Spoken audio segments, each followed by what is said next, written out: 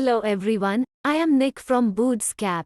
In this tutorial I am going to show you how to send messages using the REST protocol.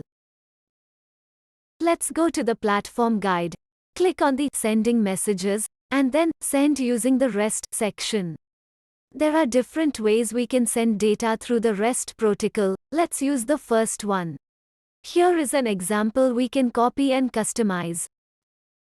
Different programming languages are supported by the platform. So, let's use a text editor and modify the data. What I have done here is changed the URL to match the environment.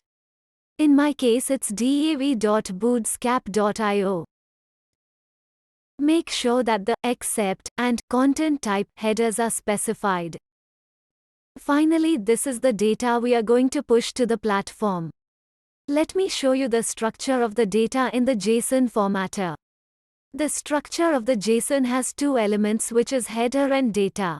The header contains these fields: domain key, API key, device ID, device model, firmware version and message ID. The domain key and API key can be obtained from your platform home screen.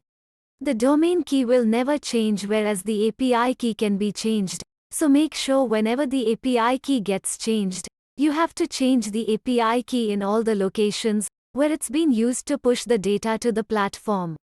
I have copied my credentials. Device ID is the unique name or identifier of your device. If you are dealing with multiple devices, specifying a readable name for the device ID will help you to identify easily. Device model and firmware version are optional, and typically a good firmware engineer will give a device model name and the firmware version. Message ID is nothing but the unique message identifier which we had defined in the message definition. In our case it is going to be 1001 with two attributes, temperature and humidity. I am giving the values of temperature as 34.6 and humidity as 71. Let's now open a console utility and execute the curl command. Curl command gets succeeded and got a reply back from the platform with a unique raw message ID. Let's go to the platform and see the raw messages.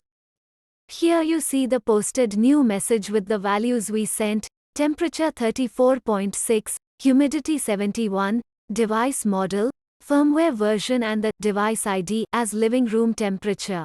Now let's assume that there is another device which is also sending data. I will modify the device ID to a different name as backyard temperature. This time I am going to give humidity as 79 and temperature as 36.6. Let's refresh this screen. Now you see all the data coming from the backyard temperature device, and the values which we sent all matches. That's it in this tutorial. You should now be able to send messages to the platform using REST protocol. Please visit our website and learn more about the platform capabilities. Thanks for watching.